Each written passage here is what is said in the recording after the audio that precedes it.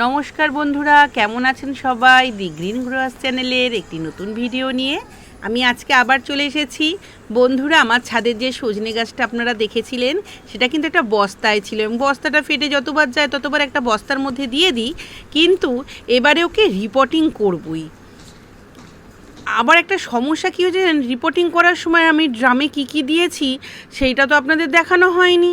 আপনারা ভাববেন তো আমি দেখাইনি কেন, কারণ গাছটা এত বড় এবং ভারী হয়ে গেছিল, আমি না ওটা একা করতে পারছিলাম না। আমার হাজব্যান্ডের হেল্প নিয়ে আমি কাজটা করেছি। এই ড্রামের মধ্যে যেহেতু ছাদে গাছ, আমি তো সব মাটি দেবো না, দেখছেন এগুলো সব সবজির খোসা এবং যে মাটিটা তৈরি করে রেখেছিলাম হালকা করে সেগুলোই দিয়েছি, মানে যাতে আমার ছাদটার উপর বেশি ওয়েট না পড়ে, বুঝতে পেরেছেন?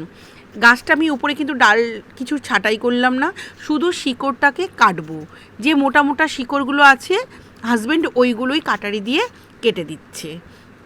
দেখেছেন ডাল গাছগুলো কত বড় হচ্ছে এবং ডালগুলো অনেকটা অংশ ছড়িয়ে থাকে এবং সেই জন্য ডাঁটাগুলো আমি অনেকই পাই, মানে অনেক অনেক ফুল ফোটে, ফুল হয় এবং ডাঁটাও হয় অনেক, বেশ বড় বড় এবং মোটা মোটা ডাঁটা হয়।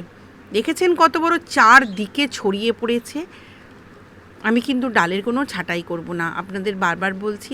আমি শুধু শিকড়টাকে ভালো করে, দেখছেন শিকড় দেখুন কত মোটা মোটা শিকড় হয়েছে, দেখছেন যাচ্ছে না ড্রামের, ওই শুধু ড্রামের মধ্যে দিতে চাইছি কিন্তু হচ্ছে না এই মোটা মোটা শিকড়গুলো, সেই জন্য কাটারি দিয়ে আমি হাজব্যান্ডকে বললাম কেটে দিতে।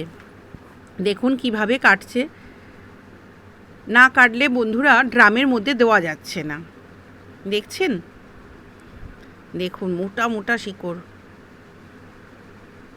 দেখুন খুব একটা অসুবিধা হবে না বন্ধুরা, কারণ এগুলো যে শিকড়গুলো কাটা হচ্ছে সেগুলো আশেপাশে শিকড়, মূল শিকড়। আমি ওকে হাত দিতে বারণ করেছিলাম ওইটা, তবুও বললো না না কিছু হবে না, গাছটা তুমি চিন্তা করো না, কারণ ড্রামের মধ্যে আবার দেখবে তোমার শিকড় হয়ে যাবে, তৈরিই হয়ে যাবে আপনা আপনি, কারণ এটা তো ডাল থেকেই হয়, খুব সহজেই কিন্তু সজনে গাছ হয়। কিন্তু যেহেতু এখন প্রচণ্ড গরম, সেই জন্যই আমি ভয়টা পাচ্ছিলাম যে না বেশি কাটাকুটি করো না তুমি। নৌকা আমি বারণ করছি, বলছে না না কিছু হবে না। এখন দেখো অনায়াসেই দেখুন সমস্ত কিছু চলে গেল, বসানো হচ্ছে। কিন্তু যেহেতু আমি নিচে বেশিটা দিয়ে ফেলেছি, উপরে আর সামান্য মাটি আমি দেব এবং সেটা হাতের সাহায্যে দিতে চাইছিলাম। আমার হাজব্যান্ড বললো না বেলচার সাহায্যে দাও, খুব মানে তাহলে তাড়াতাড়ি অনেকটাই মাটি দেওয়া যাবে, কারণ গরমে না ছাদে বসা যাচ্ছে না। দেখছেন বন্ধুরা, হাজব্যান্ড তাই বেলচার সাহায্যেই মাটিটা দিচ্ছে। ওই বস্তার মধ্যেই যে মানে সজনা গাছের বস্তার মধ্যে যে মাটিটা ছিল সেটাই আমি উপরে দিচ্ছি। নিচে কিন্তু প্রথমে পাতা দিয়েছি, তারপরে কাগজ দিয়েছি, বালি দিয়েছি, সবজির যে খোসা হয় সেই খোসা শুকনো এবং টাটকা সবই দিয়েছি এবং কিছু হালকা মাটি দিয়েছি, তৈরি মাটি দিয়েছি, আপনাদের দেখালাম তো সেইটা।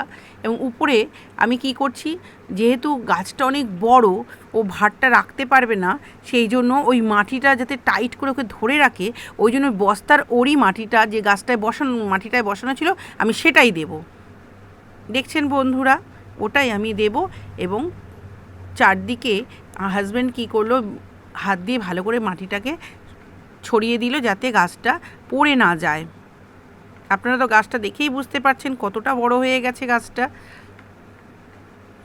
দেখুন কত মোটা হয়েছে ডালটা, দেখছেন বন্ধুরা, দেখুন সবুজ হয়ে থাকে ছাদটা আমার গেলে। আমি কি করছি, ওই বাটির প্লাস্টিকের একটা বাটির সাহায্যে, ওটাই সামনে ছিল, সেটা দিয়ে আমি একটু জল দিয়ে দেব, অনেকটাই জল দেব, কারণ এই ড্রামটা তো অনেকটাই বড়, সেই জন্য আমি কিন্তু এতে আর স্পঞ্জ দিয়ে জল দেব না, ওই জন্য গামলাটার সাহায্যে জল দিচ্ছি। দেখছেন বন্ধুরা কতটা করে জল দিচ্ছি, যাতে নিচ থেকে উপর পর্যন্ত ভালো করে শিকড়টা ভিজে থাকে। বন্ধুরা, আমার ভিডিওটা ভালো লাগলে লাইক, কমেন্ট এবং শেয়ার করবেন আর আমার চ্যানেলটিকে সাবস্ক্রাইব করবেন। ধন্যবাদ।